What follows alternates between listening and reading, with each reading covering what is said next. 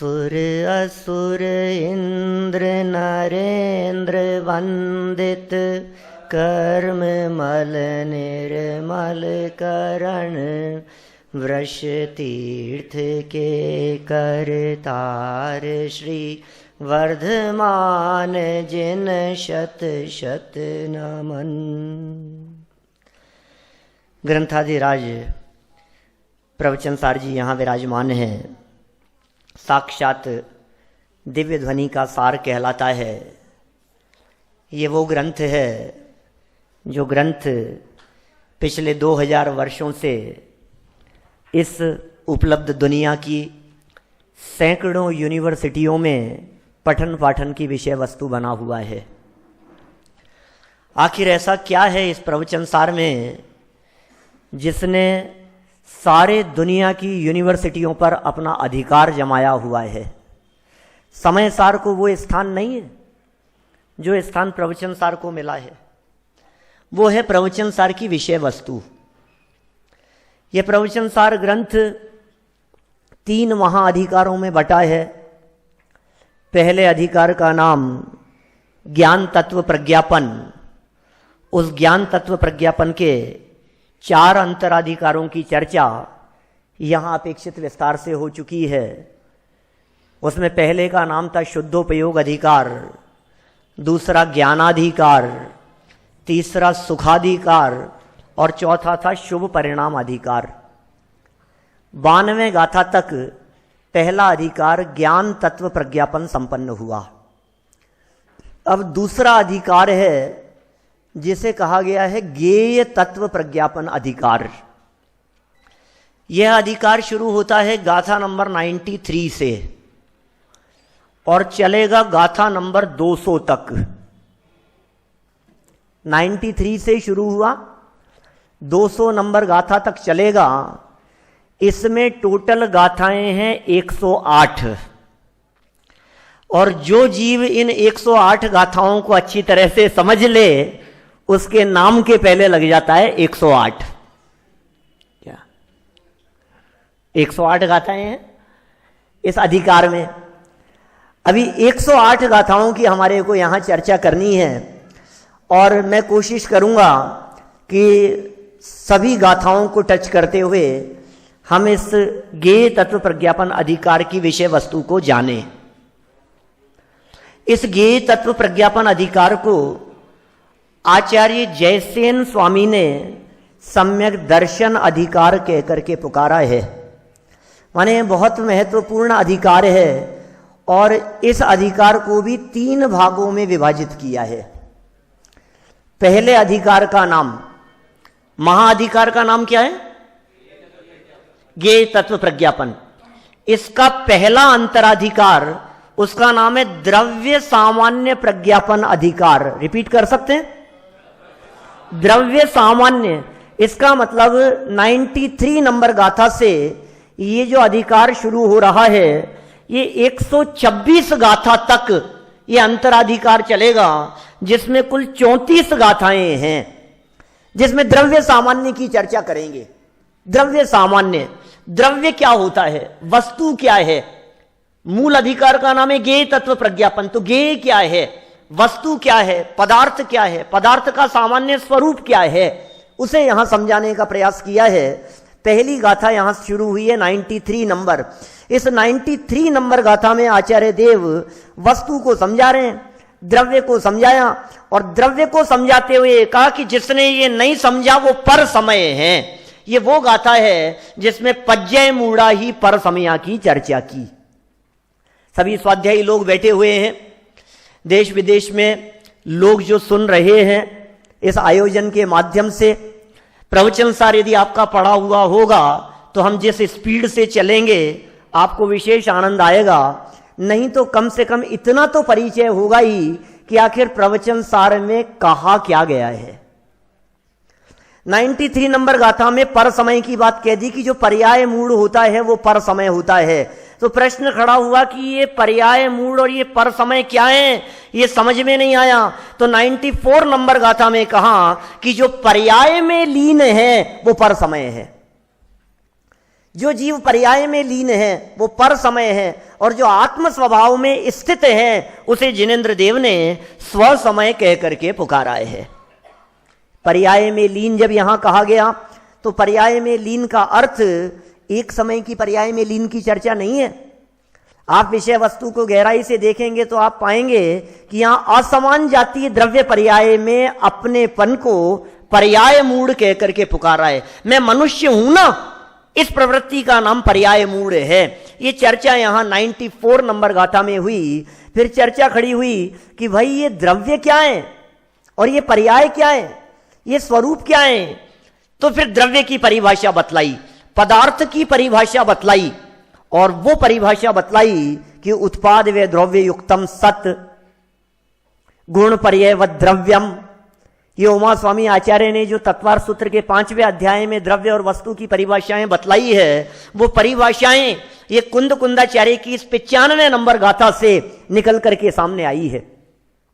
माने हूं वहू शब्द रख दिए, उत्पाद व द्रव्य युक्तम ऐसे कैसे शब्द, पर्याय सहित जो वस्तु है, गुण पर्यायवत द्रव्यम, ये बातें ऐसे की ऐसे उठ करके सामने आ गई। ये वो गाथा हैं जिन गाथा में महासत्ता और अवांतर सत्ता की भी सुंदर चर्चा हुई है।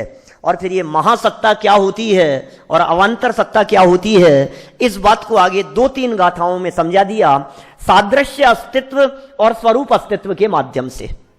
वही वही वही वही वही ये जो अस्तित्व दिखाई देता है ये सादृश्य अस्तित्व है।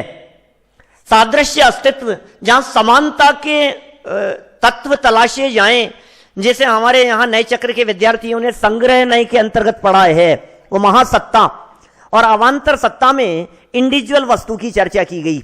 तो इस तरह ये 96, 97, 98 नंबर गाथा तक ये चर्चा हुई कुछ महासत्ता, अवांतर सत्ता, सादृश्य अस्तित्व, स्वरूप अस्तित्व के संदर्भ में। और फिर 99 नंबर गाथा तो इतनी महत्वपूर्ण गाथा है जो हमारे शास्त्री वाले विद्यार्थियों ने क्रमबद्ध पर्याय पढ़ते समय पढ़ी है। ये 99 नंबर की गाथा वो गाथा है जिसमें झूलते हुए मोतियों के हार का उदाहरण देकर के चर्चा की गई, प्रवाह क्रम और विस्तार क्रम की चर्चा की गई, यहां प्रदेश और परिणाम की चर्चा की गई। ये 99 नंबर गाथा वो गाथा है जिस गाथा के आधार पर वस्तु स्वरूप से क्रमबद्ध पर्याय सिद्ध होती है। माने द्रव्य पुकार पुकार करके ये कह रहा है कि भाई सुनो, वस्तु क्रमबद्ध है, वस्तु का परिणमन क्रमबद्ध है, उस क्रमबद्ध परिणमन को टालने में कोई समर्थ नहीं है, एक एक पर्याय स्व समय में खचित है। ये चर्चा करने वाली ये 99 नंबर की गाथा थी। 100 नंबर की गाथा में उत्पाद व्यय और द्रव्य इनमें परस्पर अविनाभाव संबंध की चर्चा हुई। 101 नंबर गाथा में यह कहा कि ये तीनों ही एक द्रव्य हैं, और 102 नंबर गाथा वो ये कहती है कि इन तीनों में काल भेद नहीं है। जन्म क्षण वाली गाथा कहलाती है 102 नंबर गाथा। एक ही समय में उत्पाद भी, व्यय भी और ध्रुवता भी। सुनो, ध्रुव अलग है और द्रव्य अलग है। ध्रुव कुटस्थ है, ध्रुव अपरिणामी है, और जो द्रव्य है ना ये उत्पाद व्यय उत्पाद व्यय उत्पाद व्यय उत्पाद व्यय उत्पाद व्यय, ये उत्पाद व्यय की निरंतरता का नाम है द्रव्य। समझ रहे हैं आप? ये ध्रुव और द्रव्य के बहुत सुंदर अंतर की चर्चा भी यहां कही गई है कि साहब उत्पाद व्यय और ध्रुव ये दोनों एक समय में हुए तो समझ में आता है, लेकिन उत्पाद और व्यय ये दोनों एक समय में कैसे हो सकते हैं? उत्पाद व्यय द्रव्य, देखो जब हम उत्पाद व्यय को समझाते हैं तब हम ये कहते हैं कि पूर्व पर्याय का व्यय और नवीन पर्याय की उत्पत्ति। एक अवस्था नष्ट हुई, 8 नंबर की पर्याय गई और 9 नंबर की पर्याय आ गई, तो अलग अलग हो गया ना। आप एक समय में कैसे कह रहे हैं भाई 9 नंबर की पर्याय का उत्पाद, तो व्यय तो 8 नंबर की पर्याय का होगा, तो एक समय में कैसे रहा? कि सुनो सुनो सुनो, एक समय में ऐसे हो गया कि हम आपसे पूछ रहे हैं कि 8 नंबर की पर्याय का व्यय कहां हुआ? 9 नंबर की पर्याय में, तो 9 में हुआ ना। तो 9 नंबर की पर्याय में 9 का तो उत्पाद है और 8 का व्यय कहां है जिनेन्द्र जी? कि 9 में ही तो है। तो जहां उत्पाद है वहीं व्यय है, उसी समय में और द्रव्य में तो किसी को कोई आपत्ति है ही नहीं। ये चर्चा यहां 102 नंबर गाथा में हुई और यही चर्चा फिर आगे बढ़ते हुए द्रव्य गुण पर्याय उत्पाद व द्रव्य, यही चर्चा को आगे 2-3 गाथाओं में 105 नंबर गाथा तक बतलाया और 106 नंबर गाथा इतनी महत्वपूर्ण है जिसमें पृथकत्व और अन्यत्व की चर्चा की गई। ये प्रकरण भी हमने नए चक्र में विद्यार्थियों को लिया था अभी। हाँ, ध्रुव और द्रव्य का अंतर पूछ रहे हैं बड़ी मम्मी। ध्रुव जो है, ध्रुव और द्रव्य, इन दोनों को एक ही समझते हैं अपन। अपने को ऐसा लगता है कि ध्रुव और द्रव्य, इसमें क्या फर्क है, जो ध्रुव है वही द्रव्य है, जो द्रव्य है वही ध्रुव है, जबकि ऐसा नहीं है। आप दादा के भी प्रवचन सुनेंगे ना, प्रवचन सार की इन गाथाओं पर, तो आपको विषय वस्तु स्पष्ट होगी। और गुरुदेव ने अपने प्रवचनों में बहुत बार इस विषय को स्पष्ट किया है। यहां उत्पाद व्यय की निरंतरता को द्रव्य कहते हैं। वो जो निरंतरता है ना उसकी, जो कायम रहे, उत्पाद व्यय उत्पाद व्यय उत्पाद व्यय, वही वही वही हर पर्याय में जो धारा प्रवाह रूप से जो बह रहा है, द्रव्य में बहाव है और ध्रुव जो है वो स्थिर है। तो ध्रुव नहीं है, यहां द्रव्य कह करके पुकारा है। पृथकत्व और अन्यत्व की बहुत सुंदर चर्चा यहां 106 नंबर गाथा में आई है। थोड़ी सी बहुत विषय वस्तु समझने योग्य है, इसलिए कुछ 1-2 मिनट यहां रुकना चाहता हूं। भिन्न प्रदेशत्व को पृथकत्व कह करके पुकारा और जिनके प्रदेश भिन्न नहीं हो लेकिन भाव भेद हो, स्वरूप अलग हो, उन्हें अन्यत्व कह करके पुकारा। जिनके द्रव्य क्षेत्र काल भाव न्यारे न्यारे हो उन्हें पृथकत्व कहते हैं, उन्हें भिन्नत्व कहते हैं। द्रव्य क्षेत्र काल भाव दो वस्तुओं के, जीव का अलग है और पुद्गल का अलग है। मैं जीव हूं तो मेरे द्रव्य क्षेत्र काल भाव अलग हैं, और आप जीव हैं तो आपके द्रव्य क्षेत्र काल भाव अलग हैं। ये दोनों के द्रव्य क्षेत्र काल भाव जो अलग अलग कहे गए, ये कह रहे हैं यहां ये पृथकत्व का लक्षण है, ये भिन्नता का लक्षण है। लेकिन जिनका द्रव्य एक हो, जिनका क्षेत्र एक हो, जिनका काल एक हो, लेकिन भाव में भेद हो, उसे अन्यत्व कह करके पुकारा है। क्या कहा साहब, चौधरी जी साहब, शांतिराज जी साहब, क्या कह रहे हैं? द्रव्य क्षेत्र काल तो एक, लेकिन भाव भेद। बोले ये क्या हो सकता है? जैसे ज्ञान और दर्शन, ज्ञान और दर्शन का द्रव्य अलग अलग नहीं है, ज्ञान और दर्शन का क्षेत्र अलग अलग नहीं है, ज्ञान और दर्शन का काल अलग अलग नहीं है, लेकिन ज्ञान जानने का काम करता है और दर्शन सामान्य अवलोकन का काम कर रहा है। यह भाव भेद है। तो जिनमें भाव भेद हो, द्रव्य क्षेत्र काल भेद ना हो, वो क्या कहलाएगा? अन्यत्व। वो अन्यत्व का लक्षण कहा गया।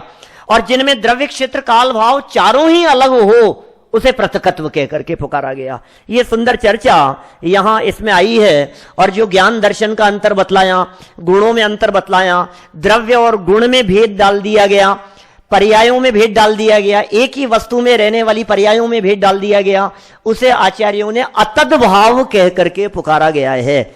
यह अतद भाव सर्वथा अभाव नहीं है। यह चर्चा आगामी गाथाओं में हुई। अतद भाव के स्वरूप को स्पष्ट किया 107 नंबर गाथा में। अतद भाव सर्वथा अभाव नहीं है, यह चर्चा हुई 108 नंबर गाथा में। 109, 110 यही चर्चाएं चलती रही कि सर्वथा अभाव नहीं है। अतद भाव का अर्थ माने पर्यायों में जो परस्पर अभाव दिखाई देता है, यह सर्वथा अभाव नहीं है।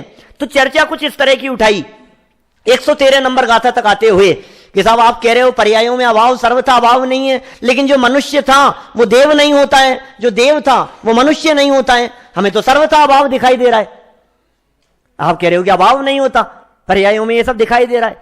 तो फिर आचार्य देव ने 114 नंबर गाथा में समझाया कि भाई तू नए विभाग नहीं समझता।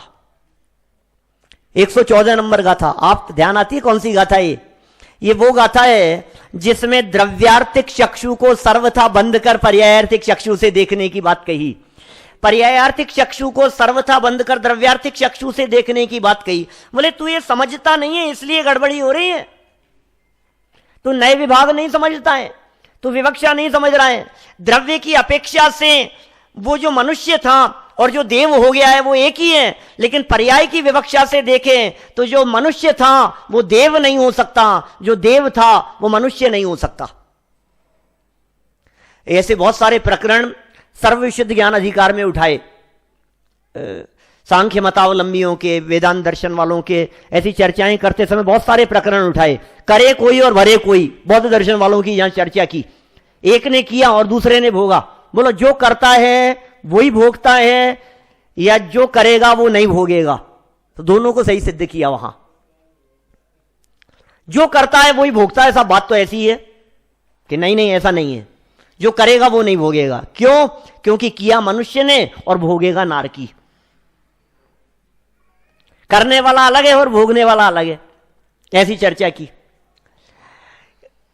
अब शब्द कहे जवान से, गाली दी ना आपने, तो बोला तो जवान ने, गलती की जवान ने और चांटा पड़ा गाल को, डंडे पड़े सर पर।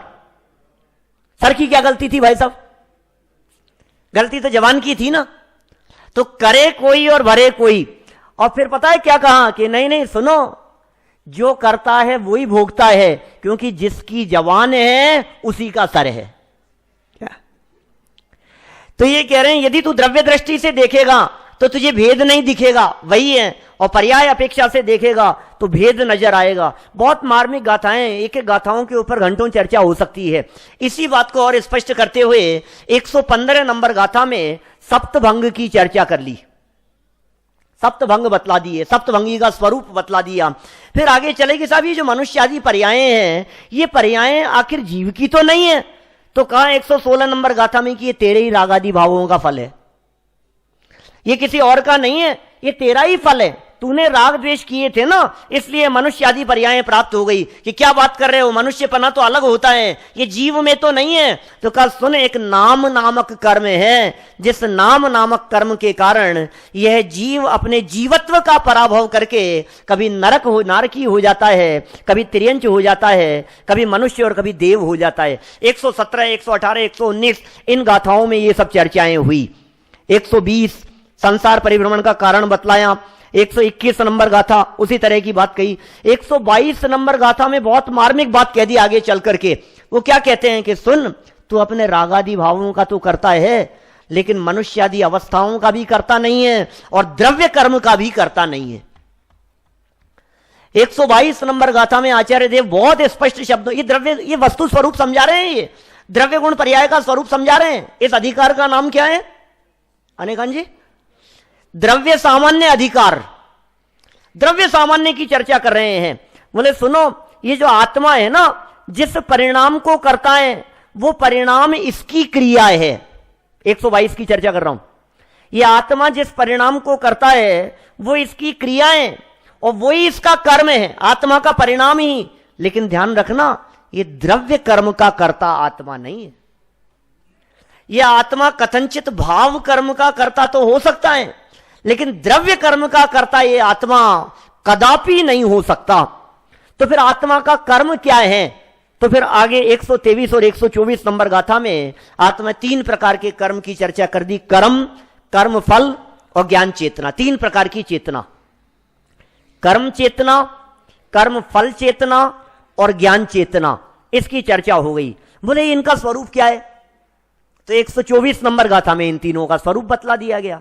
ज्ञान को अर्थ विकल्पात्मक कहकर के स्व और पर दोनों को जानना, ये ज्ञान चेतना का काम है। और ये जो कुछ भी करें वो सब कर्म चेतना है। और अनेक प्रकार के कर्मों के फल रूप सुख दुख को भोगे, ये कर्म फल चेतना है। कर्म माने क्रिया, जो भी कर रहा है, माने कर्म चेतना नहीं होगी तो इसकी प्रवृत्ति नहीं हो सकती। कर्म फल चेतना नहीं हो तो सुख दुख को भोगे कैसे? और ज्ञान चेतना न हो तो उसका ज्ञाता दृष्टा कैसे रह सके, उसे जाने कैसे? तो ये 3 प्रकार की चेतना की चर्चा यहां की गई। और आत्मा इन तीनों परिणाममय होने से ये तीनों परिणाम आत्मा ही हैं, 125 नंबर गाथा में कही। और इस द्रव्य सामान्य प्रज्ञापन अधिकार की अंतिम गाथा कि जो कोई भी श्रवण, जो कोई भी साधक कर्ता को जानता है, कर्म को जानता है, कर्म फल को जानता है और जीव के शुद्ध स्वरूप को जानता है, उसे शुद्धात्म की उपलब्धि हुए बिना नहीं रहती।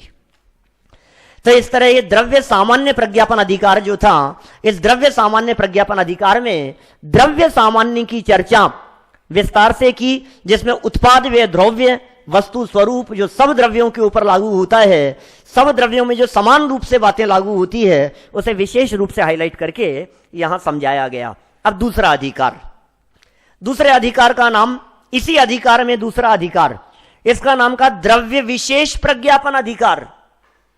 आप लोग मूर्ति बन करके मत सुनना, मैं कुछ सुना रहा हूं आपको, याद करा रहा हूं कुछ। पहले अधिकार का नाम क्या था? द्रव्य सामान्य प्रज्ञापन अधिकार, उसमें द्रव्य सामान्य की चर्चा हुई। अब इस दूसरे अधिकार में कह रहे हैं द्रव्य विशेष। तो आप समझ सकते हैं द्रव्य विशेष कहकर के क्या कहना चाह रहे हैं। माने 6 द्रव्यों की सामान्य चर्चा तो पिछले अधिकार में हो चुकी, अब 6 द्रव्यों में जो विशेष विशेष बातें हैं वो बातें हम आपको यहां बतला रहे हैं। गाथा नंबर 127 से शुरू हुआ है और गाथा नंबर 144 तक चलेगा। 18 गाथाओं में यह अधिकार है, छोटा सा अधिकार, लेकिन बातें बहुत मार्मिक यहां कही गई है। और ऐसी बातें लगेगी आपको, प्रवचन सार जो अभी आपको कठिन लग रहा था ना, अरे ये क्या बातें कह रहे हैं ये, वास्तव में प्रवचन सार मूल में कठिन नहीं है। परमात्मा जी वैसे प्रवचन सार की जटिलता है अमृत चंद्राचार्य की टीका। ये प्रवचन सार जटिल नहीं है, प्रवचन सार की सिर्फ गाथाएं गाथाएं पढ़ो। कभी कभी मैं कहता हूं ऐसा कि कभी कभी ऐसे प्रयोग करने चाहिए कि टीका छोड़ करके सिर्फ गाथाएं गाथाएं पढ़ो, और गाथाओं के गाथा गाथा का अर्थ, गाथा गाथा का अर्थ, और पूरे ग्रंथ को ऐसे पढ़ो तो आपको पता लगेगा कि आचार्य कुंद स्वामी क्या कह रहे हैं। बीच बीच में अमृत चंद्राचार्य जब टीका लिखते हैं तो फिर वो न्याय व्याकरण और वो सब जो घटित करते हैं, फिर वो थोड़ा सा दिमाग घूमने लग जाता है। वो जो न्याय लगाते हैं ना, फिर लगता है यार ये प्रवचन सार कितना कठिन है। और प्रवचन सार की जटिलता ज्ञान तत्व प्रज्ञापन में इतनी जटिलता नहीं दिखती, और चरणानुयोग सूचक चूलिका में इतनी जटिलता नहीं दिखेगी जितना ज्ञेय तत्व प्रज्ञापन में आपको जटिलता दिखाई देगी। लेकिन मैं आपको बतलाना चाहता हूं ये ज्ञेय तत्व प्रज्ञापन कितना सरल है। देखो 127 नंबर गाथा, हमारे यहां कनिष्ठ के विद्यार्थी भी अभी यदि सामने बैठे हुए होते और मैं उनसे पूछता कि बतलाओ 6 द्रव्यों में से कौन से द्रव्य चेतन हैं और कौन से अचेतन हैं, बोलो 2 में बांटो उनको, तो बता सकते हो आप लोग? 6 द्रव्यों में से चेतन अचेतन बांट सकते हो? अरे क्या हो गया इसमें, जीव तो चेतन है और बाकी 5 अचेतन है। बोले 127 नंबर गाथा हो गई, चलो आगे। समझ में आ रही है बात? माने 127 नंबर गाथा में चेतन और अचेतन में बांट दिया गया। चलो और बतलाओ कि और सुनो, लोक और अलोक में बांटो 6 द्रव्यों को। बोले सुनो, जो लोकालोक में व्याप्त हो वो तो है आकाश, और बाकी जो सिर्फ लोकाकाश में रहे वो है 5 द्रव्य। हो गई 128 नंबर गाथा हो गई, लोक और अलोक में बंटवारा कर दिया। द्रव्य विशेष बतला रहे हैं, कितना सरल है। जहां जीव पुद्गल धर्मास्तिकाय अधर्मास्तिकाय और काल रहे वो लोकाकाश है, और जहां ये न रहे वो अलोक है। माने अलोकाकाश या आकाश द्रव्य लोक अलोक व्यापी हैं और बाकी सब द्रव्य सिर्फ लोक में ही रहते हैं। यह बात 128 में हुई। 129 नंबर गाथा में बंटवारा किया इन 6 द्रव्यों का क्रियावान और भाववान के रूप में। द्रव्य विशेष बतला रहे हैं, कौन सा द्रव्य क्रियावान है, तो बोले जीव और पुद्गल, ये 2 द्रव्य तो क्रियावान हैं। और भाववान कौन से हैं, बोले ये 6 द्रव्य भाववान हैं। और भाववान शब्द की व्याख्या करते हुए कहा उत्पाद व ध्रुवता जहां हो वो सब भाव है।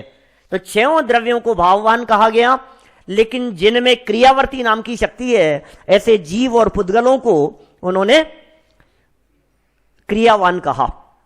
फिर आगे 129 हो गई है। 130, 31, 32, 33 इन सब गाथाओं में मूर्त अमूर्त की चर्चा की। अब बतलाओ ये मूर्त अमूर्त, अब छोटे छोटे बाल बोध वाले बच्चों से पूछो कौन सा द्रव्य मूर्त है, तो वो कहेगा रूपीण है पुद्गल। तत्वार सूत्र पाठी ये कहेंगे जो जो आंखों से दिखाई देता है वो सब पुद्गल है, वो मूर्तिक है। तो इन्होंने कहा इंद्रियों से जो ग्राह्य है, 131 नंबर गाथा में जो जो इंद्रियों से ग्राह्य है वो सब मूर्तिक हैं, और जो इस इंद्रियों रूपी चिन्ह से न पहचाने जावे वो सब अमूर्तिक हैं। ये साहब समझ में नहीं आई। तो फिर इन्होंने और समझाया। 132 नंबर गाथा में इन्होंने कहा, सूक्ष्म पुद्गलों से लेकर पृथ्वी तक स्थूल जिनमें स्पर्श रसगंध वर्ण और शब्द पाए जावे, वो सब मूर्तिक पुद्गल द्रव्य जानना। मूर्तिक पुद्गल द्रव्यों के लक्षण बतला दिए, स्पर्श रसगंध वर्ण। बोले और बाकी के द्रव्यों के भी तो कुछ लक्षण होंगे, वो भी तो कुछ बतलाओ। तो आगे 133 134 में इनके लक्षण बतला दिए कि आकाश का लक्षण है अवगाहना, धर्म द्रव्य गमन गति हेतुत्व, अधर्म द्रव्य स्थिति हेतुत्व, स्थान का जो कारण है वो कौन है, वो आकाश है, और उपयोग जो है ये आत्मा का लक्षण है, और वर्तना है ये काल का लक्षण है। तो इस तरह से 5 द्रव्य जो अमूर्तिक हैं उनके लक्षण बतलाएं, और जो पुद्गल द्रव्य मूर्तिक हैं उसका लक्षण बतलाया। द्रव्यों की चर्चा चल रही है, द्रव्य समझा रहे हैं। बोलो आप। प्रवचन सार इस महाशास्त्र में ज्ञेय तत्व प्रज्ञापन के अंतर्गत द्रव्य विशेष अधिकार में ये द्रव्यों का स्वरूप समझा रहे हैं। कैसा लगता है आपको? जिन्होंने कभी प्रवचन सार नहीं पढ़ा और बालबोध पाठमाला की ये बातें जिन्होंने पढ़ी है, उनको ऐसे लगेगा कि प्रवचन सार की बातें, ये प्रवचन सार की बात है। कि हाँ भाई, ये प्रवचन सार की बात है, जिन बातों को बालबोध पाठमालाओं में डाल दिया गया है। चलो और बंटवारा करो। तो बोले अस्थिकाय और अनस्थिकाय में बंटवारा कर दिया 135 नंबर गाथा में। अस्थिकाय और अनस्थिकाय। बोलो अस्थिकाय कौन है? काल को छोड़कर 5 द्रव्य अस्थिकाय हैं, और जो काल द्रव्य है वो अनस्थिकाय हैं। कि साहब ये समझ में नहीं आई अस्थिकाय अनस्थिकाय की व्याख्या। तो आचार्य देव ने स्वयं इस बात को 136, 137, 138 इन सब गाथाओं में, 139 इन सब गाथाओं में इन सब बातों को बतलाया। प्रदेश क्या होता है, पर्याय समय किसे कहते हैं। समय मतलब एक पुद्गल का परमाणु मंद गति से एक स्थान से दूसरे स्थान पर, एक प्रदेश से दूसरे प्रदेश पर जितने समय में गमन करे उसे समय कहते हैं। प्रदेश किसे कहते हैं? बोले जो एरिया का सबसे छोटा हिस्सा होता है उसे प्रदेश कह करके पुकारा जाता है। ये सब चर्चाएं 139 नंबर गाथा तक हुई, और 140 नंबर गाथा में बहुत मार्मिक बात कह दी। प्रदेश को परिभाषित करते हुए कह दिया कि अणु जितने आकाश के हिस्से में रहता है उसे प्रदेश कहते हैं। प्रदेश किसे कहें? एक परमाणु जितने आकाश के हिस्से में रहे उसका नाम प्रदेश है। और विशेष बात यहां यह कह दी गई कि उस एक ही प्रदेश में 3 लोक के सारे परमाणु आकर के रह सकते हैं। क्या कितनी मार्मिक बात कह दी है। मैं कभी कभी जब इसकी चर्चा करता हूं, विशेष रूप से अभी आजकल जैन पथ में ये प्रकरण चल रहा है संपादकीय के रूप में, पौद्गलिक शक्तियों के रूप में। ये पुद्गलों की शक्तियां हैं, ये कंप्रेस होकर के रह जाता है। हमें लगता है इतनी सी जगह में, इतनी सी चीज में, इतनी चीज। टेक्नोलॉजी जिस तरह से बढ़ती चली जा रही है, जब कभी मैं ऐसा साइंस के एग्जाम्पल से बात करता हूं तो 1994-95 के आसपास फ्लॉपी चलती थी। 1.2 MB कैपेसिटी होती थी उसकी, और साइज होती थी 6 इंच की। 6 इंच की साइज और कैपेसिटी 1.2 MB। साल 6 महीने में टेक्नोलॉजी बदली तो वो 6 इंच से घट करके उसकी साइज रह गई 3 इंच की, और कैपेसिटी पता है कितनी बढ़ गई? 1.2 MB से बढ़कर के 1.44 MB। हो, साइज छोटी हो गई और कैपेसिटी बढ़ गई। समय और बदला है, कैसेटों के रूप में आ गए, सीडीज के रूप में आ गए। एक सीडी 700 MB। क्या बात कर रहे हो? एक सीडी की कैपेसिटी 700 MB तक आ सकता है उसमें, गजब। डीवीडी आ गई, पेन ड्राइव आ गई। आज भी हमारे घरों में जो लोग पेन ड्राइव यूज में करते थे, 1-1 GB की पेन ड्राइव रखी हुई होगी जो बेकार है, जो किसी काम में नहीं आ रही। 1 GB, 2 GB की, 4 GB की, 16 GB की कैपेसिटी बढ़ती चली जा रही है और साइज छोटी होती चली जा रही है, कंप्रेस होती चली जा रही है। माने आप देखेंगे ये कितनी टेक्नोलॉजी। अभी तो टीवी चल रही है, टीवी वो नहीं जो घरों में लगी है, टेराबाइट, 1000 GB और साइज कितनी? पॉकेट साइज, 4000 जीबी, 5000 जीबी, 10-10 हजार जीबी की। ये क्या हो रहा है ये? और विशेष बात पता है क्या कह रहे हैं ये आचार्य देव? ये कह रहे हैं कि सुनो, ये कंप्रेस होकर के रह तो सकता है, लेकिन रहने के साथ साथ विशेषता ये है कि एक परमाणु दूसरे परमाणु रूप नहीं होता। विशेष बात यह है कि इनमें अन्योन्या भाव है। विशेष बात यह है कि एक दूसरे को डिस्टर्ब नहीं करते हैं, ये विशेष बात है। एक छोटी सी चिप में, पेन ड्राइव में या आपकी मोबाइल की चिप में 128 MB जीबी है, 256 जीबी की आपकी चिप है, कैपेसिटी है, तो उसी में फोटोज भी हैं, वीडियोस भी हैं, ऑडियोज भी हैं, प्रवचन भी है, म्यूजिक भी है, सब कुछ है। लेकिन कभी ऐसा नहीं होता है कि दादा का प्रवचन चलते चलते गुरुदेव बीच में चालू हो जाए, ऐसा नहीं होगा। एक भजन चलते चलते बीच में वो रुक करके कोई दूसरा नाच गान चालू हो जाए, उसमें वीडियो चालू हो जाए, ऐसा नहीं होगा। हर चीज सेपरेट रह सके, ये आचार्य देव कह रहे हैं। अरे तुम्हें जो टेक्नोलॉजी की महिमा आ रही है, ये 2000 साल पहले आचार्य कुंद स्वामी ने 140 नंबर गाथा में कह दिया। क्या कह दिया कि सुनो, एक प्रदेश उसे कहते हैं जिसमें एक परमाणु भी रह सके, और एक प्रदेश उसे कहते हैं जिसमें एक परमाणु नहीं, अनंत अनंत परमाणु, सारे लोक के परमाणु रह सके, उसका नाम प्रदेश है। ये चर्चा यहां हुई है। इसी चर्चा को थोड़ा और आगे बढ़ाया, कितने कितने किस प्रकार से रह सकते हैं, फिर काल द्रव्य किस प्रकार से रह सकता है, 142 143 नंबर गाथा में हुई। फिर कोई व्यक्ति कहीं ऐसा न मान लेवे कि काल द्रव्य तो अप्रदेशी है, काल के तो कोई प्रदेश नहीं है, तो 144 नंबर गाथा में कह दिया कि नहीं भाई, यदि उसे अप्रदेशी मान लेंगे तो द्रव्य ही सिद्ध नहीं होगा। वस्तु है तो प्रदेश तो है, लेकिन वो एक प्रदेशी है। तो इस तरह मूर्ति का मूर्तिक के रूप में, लोकाकाश अलोकाकाश के रूप में, अस्तिकाय अनस्तिकाय के रूप में, क्रियावान भाववान के रूप में, ये द्रव्यों का जो बंटवारा किया, द्रव्यों के जो विशेष बतलाए, तो इस तरह से ये द्रव्य विशेष प्रज्ञापन अधिकार 18 गाथाओं में संपन्न हुआ। समझ में आ रही है बात? द्रव्य सामान्य प्रज्ञापन अधिकार में उत्पाद व द्रव्य आदि की चर्चा कर दी, द्रव्य विशेष अधिकार में द्रव्यों के विशेष बतला दिए। अब तीसरा महत्वपूर्ण अधिकार जो 145 नंबर गाथा से शुरू होता है और 200 नंबर गाथा तक 56 गाथाओं के अंदर विभक्त है। अभी लगभग आधा कोर्स हुआ है अपना, है ना? अभी क्या कह रहे हैं आगे? ये कह रहे हैं 145 से 200 नंबर गाथा तक ज्ञान ज्ञेय विभाग, ज्ञान ज्ञेय विभाग। अभी तक जो विषय बतलाया था वो तो ज्ञेय था, वो ज्ञान का विषय था। अब ज्ञान और ज्ञेय के विभाग की चर्चा, माने भेद विज्ञान की चर्चा इस तीसरे अधिकार में करते हैं। 145 नंबर गाथा में जीव की चर्चा की और जीव को यह बतलाया कि सुनो, जो इन सब को जानता है वो जीव है। 4 प्राणों से जीने वाले की बात कही, इंद्रिय, बल, आयु और स्वाचोश्वास। 4 प्राण कौन से हैं उसे 146 147 गाथा के अंदर बतलाया। देखो, इंद्रियों से जीता है, बल से जीता है, आयु और स्वाचोश्वास से जीता है, ये व्यवहार जीव है। लेकिन जो जीता था, जीता है और जीता रहेगा, पुद्गल प्राणों से नहीं, अपनी जीवत्व शक्ति से, वो वास्तविक जीव है। ऐसा भेद विज्ञान भी हमारे को होना चाहिए। ये पौद्गलिक प्राण शक्ति जो दिखाई देती है, ये कर्म बंधन के हेतु हैं। यह चर्चा कुछ आगामी गाथाओं में कही।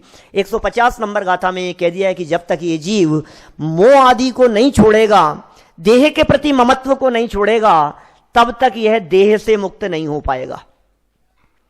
ये देह क्यों धारण हो रही है, ये बार बार में प्राण क्यों मिल रहे हैं, ये बार बार में नया नया जन्म क्यों ले रहा है? क्योंकि ये जीव देह के प्रति ममत्व को नहीं छोड़ रहा है, इसलिए ऐसा हो रहा है। ये साहब बार बार में मर रहा है, तो फिर आगे बात उठा दी कि सुनो, मरते हुए भी अपने अस्तित्व को कायम रहता है।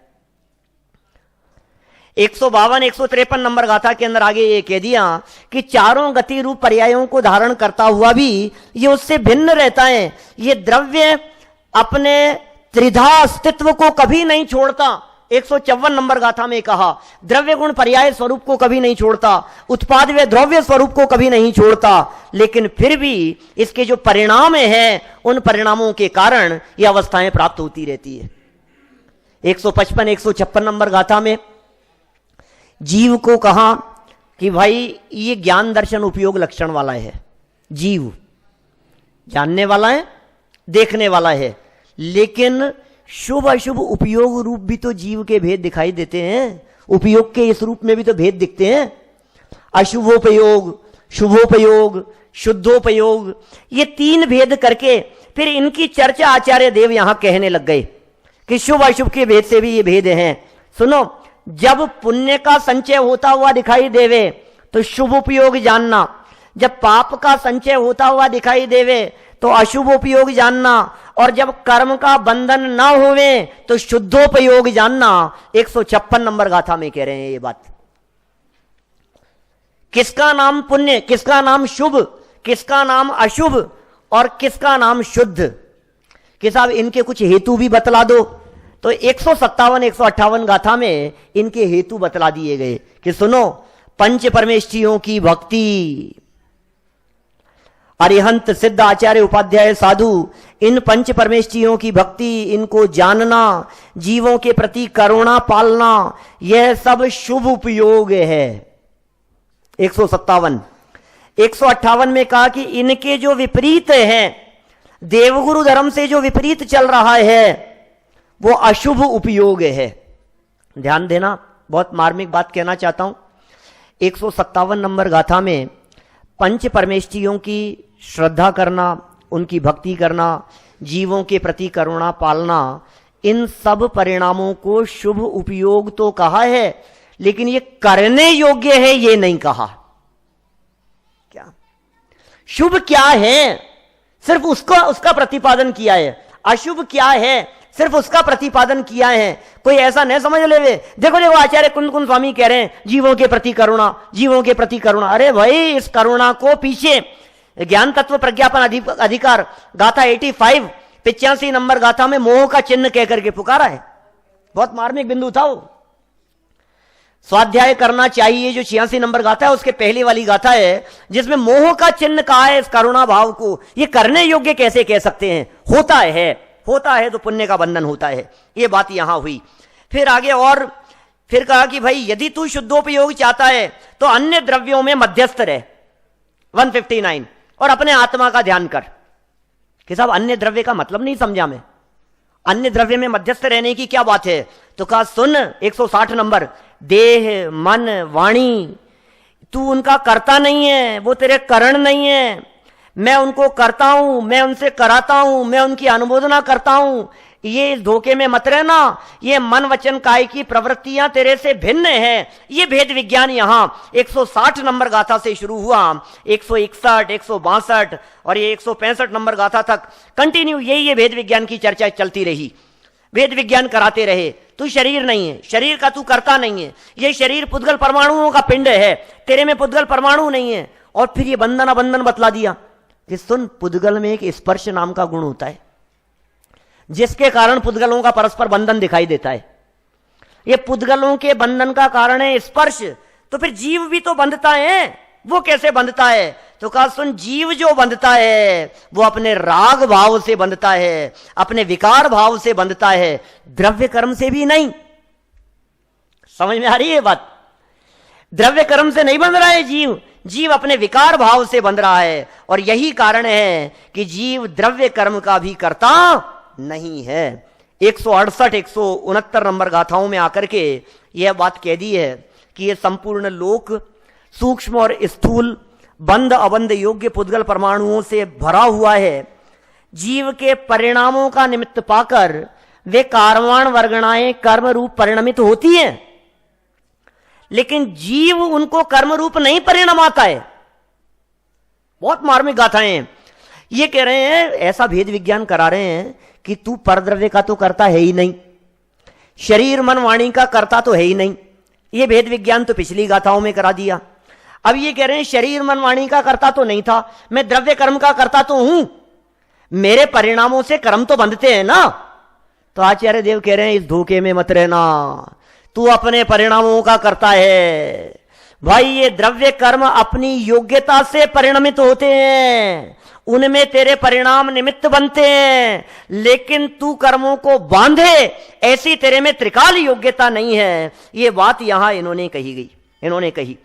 फिर कहा कि साहब क्या बात कर रहे हो, हम तो सब करते हुए दिखाई दे रहे हैं, मैं उठता हूं, मैं बैठता हूं, मैं खाता पीता हूं, मैं चलता हूं, मैं बोलता हूं, मैं बोल रहा हूं ना, ये सब चल रहा है ना। तो आचार्य देव ने 170 और 171 नंबर गाथा में ये समझा दिया कि सुन, ये पांचों प्रकार के शरीर, तू तो औदारिक की बात कर रहा है, वैक्रियक, आरक, तेजस, कार्मण, ये सब पुद्गल हैं और तू इनसे भिन्न है, तेरा लक्षण इनसे भिन्न है, तू पुद्गल से अत्यंत भिन्न है, अत्यंत अभाव है। ये सब जो दिखाई दे रहे हैं ये तेरे से बिल्कुल जुदे, बिल्कुल न्यारे, पृथक दिखाई देते हैं। ये क्या बात कर रहे हो साहब, फिर मैं कौन हूं? तो फिर 172 नंबर गाथा, ये वो गाथा सामने आ गई जिस गाथा में आचार्य देव कह रहे हैं, अरसमरूपम गंधम अवत्तम चेदना गुणम सद्दम जान लिंग गहणम जीवम निदिठ संठाणम। ये वो गाथा है जो आचार्य कुंद कुंद स्वामी ने पांचों परमागमों में दी है। ये वो गाथा है जो प्रवचन सार की 172 नंबर गाथा है, जो समय सार की 49 नंबर गाथा है। ये वो गाथा है जो पंचाशती काय की 127 नंबर गाथा है। ये वो गाथा है जो अष्टपाहुड़ में भाव पाहुड़ की 64 नंबर गाथा है। ये वो गाथा है जो नियम सार की 46 नंबर गाथा है। पांचों परमागमों के अंदर है ये गाथा। कितनी महत्वपूर्ण गाथा है। ये वो गाथा है जो अलिंग ग्रहण वाली गाथा के नाम से प्रसिद्ध है। ये वो गाथा है जिसमें अलिंग ग्रहण के 20 बोल बतलाए गए हैं। ये बहुत महत्वपूर्ण गाथा। जीव कौन है, दादा ने इसका पद्यानुवाद किया, कुन शतक में दिया, 9 नंबर की गाथा कुन शतक में। चैतन्य गुणमय आत्मा व्यक्त अरस अरूप है, जानो अलिंग ग्रहण इसे यह अनिर्दिष्ट अशब्द है। चैतन्य गुणमय आत्मा, यहां से शुरू करते हैं बात। माने भगवान आत्मा चैतन्य गुणमय है, अकेला ऐसा नहीं, अरस है, अरूपी है। नेगेटिव बात नहीं की है, क्योंकि नेगेटिव बात करते हुए पॉजिटिव तक नहीं पहुंचा जा सकता है। यह आत्मा दिखाई नहीं देता, आंखों से दिखाई नहीं देता, हाथ से छुआ नहीं जा सकता है, जीभ से चखा नहीं जा सकता है, आत्मा में शब्द नहीं है, आत्मा को तलवार से काटा नहीं जा सकता है। नैनम छिन्दन्ति शस्त्राणि नैनम दहति पावक न चैनम केलदन्त्यापो न शोष्यति मारुत है। सुनो सुनो, आपको ऐसे लगेगा जैसा गीता में कहा है वैसा ही तो समय सार में कह रहे हैं, वैसा ही तो प्रवचन सार में कह रहे हैं। नहीं, ऐसा नहीं है। वहां नास्ति से चर्चा की है। मैं आपसे कहता हूं, देखो थोड़ा हल्का कर, क्योंकि बहुत भारी चल रहा है ना विषय, थोड़ा कठिन लग रहा होगा आप लोगों को। कठिन तो नहीं है। सुनो, ऐसा है, हम आपसे पूछें कि 2 + 2 कितने होते हैं, 2 और 2 कितने होते हैं, और यदि कोई विद्यार्थी ये कहे सर 5 नहीं होते, तो बोलो संभव सही है कि नहीं? सही है, हाँ सही है, 5 नहीं होते, सही है कि और बतलाओ? बोले 7 भी नहीं होते, 10 भी नहीं होते, 25 भी नहीं होते, 100 भी नहीं होते। बोलो नहीं होते की भाषा में कितनी बार चर्चा की जाए कि उसे 2 + 2 का अर्थ समझ में आ जाए? कितनी देर चर्चा की जाए? बोले आप 1000 जवाब भी दोगे तो सही जगह तक पहुंच नहीं पाएगा। इसलिए नेगेटिव बात मत करो, तुम पॉजिटिव बतलाओ कि है कैसा, कि 2 और 2 4 होते हैं, बाकी नहीं होते, बात खत्म। ऐसे आत्मा कैसा है? बोले चैतन्य गुणमय आत्मा, यह अस्थि से बात कह दी। अब बाकी सब क्या? स्पर्श नहीं है, रस नहीं है, गंध नहीं है, छुआ नहीं जा सकता, कट नहीं सकता। अरे नहीं हो सकता, नहीं हो सकता की बातें सारा जगत करता है, लेकिन चैतन्य गुणमय की चर्चा ये जनागम में की गई है। कितनी सुंदर मार्मिक बातें हैं। देखो इन्हीं सब बातों को, ये आत्मा जो है ये अमूर्तिक है और पुद्गल है ये मूर्तिक है। आत्मा अमूर्तिक और पुद्गल मूर्तिक, इस तरह से पुद्गलों के माध्यम से वेद विज्ञान कराते हुए फिर आगे बंधन का भी कारण कह दिया 177, 78 और 179 नंबर गाथा में कि ये रागी तो बांधता है कर्मों को, और जिसके राग नहीं होता वो छूट जाता है। और 180, 81 गाथा में तो इतनी मार्मिक बात कह दी गई कि राग द्वेष मोह, ये 3 शब्द है ना, ये तीनों विकार कहलाते हैं, ये बंधन का कारण है राग द्वेष मोह। सुनो, इनमें राग तो शुभ और अशुभ 2 प्रकार का होता है। राग में 2 भेद पड़ते हैं, शुभ राग और अशुभ राग।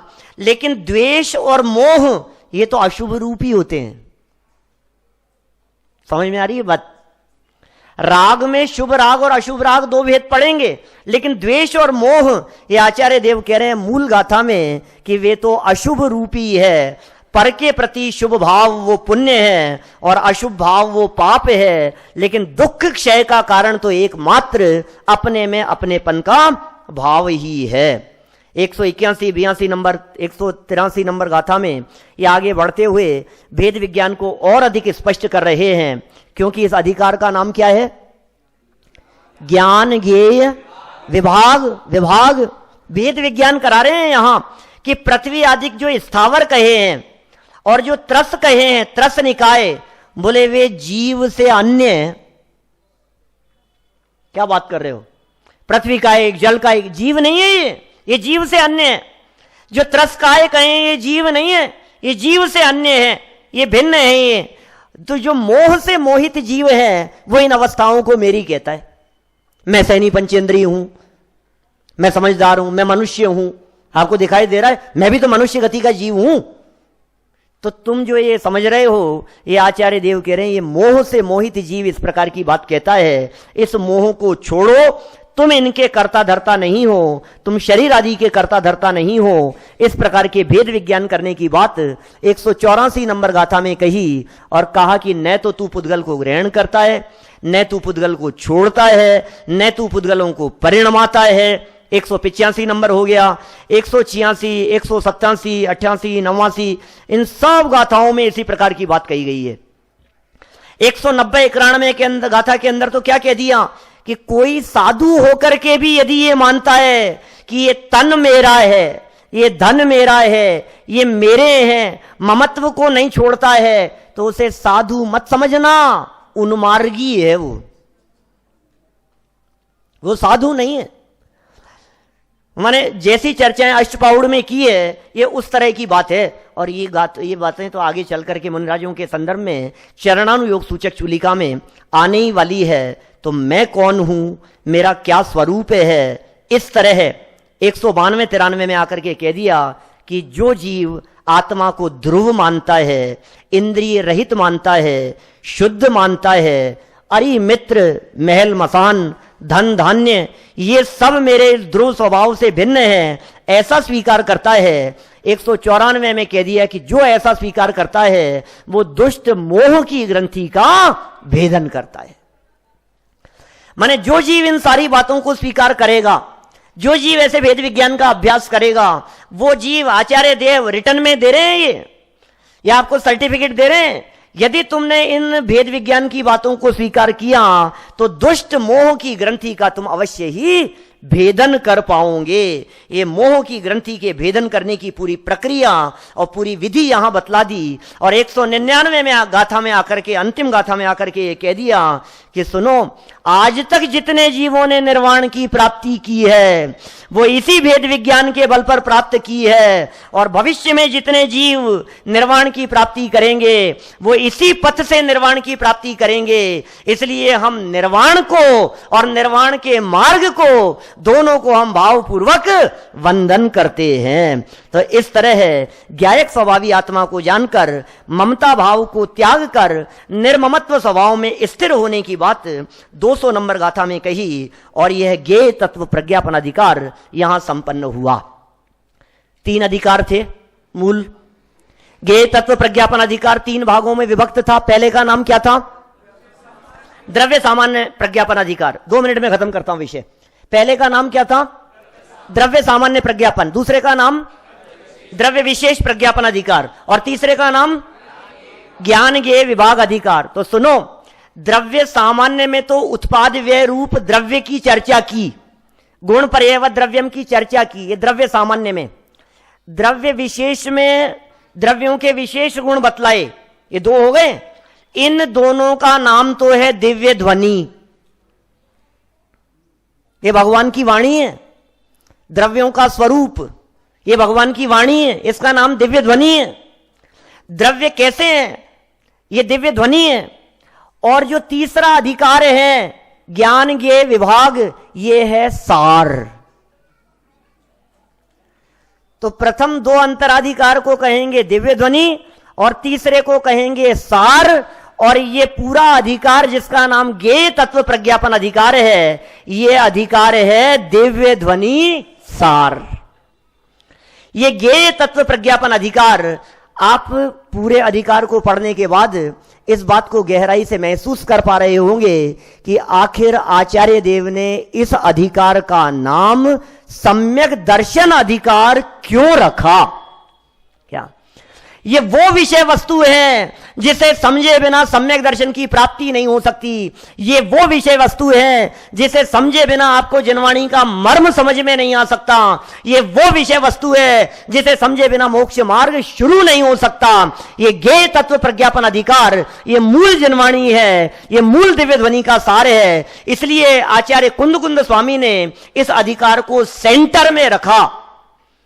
क्या कि पहले तो ज्ञान की बात कर ली, सम्यक ज्ञान अधिकार दे दिया पहला अधिकार, दूसरा सम्यक दर्शन अधिकार कहा, और तीसरा सम्यक चारित्र अधिकार कहा। श्रद्धान को बीच में क्यों रखा कि इसका प्रकाश ज्ञान में भी जाए। इस श्रद्धान के बिना ज्ञान सम्यक नहीं होता और इस श्रद्धान के बिना चारित्र सम्यक नहीं होता।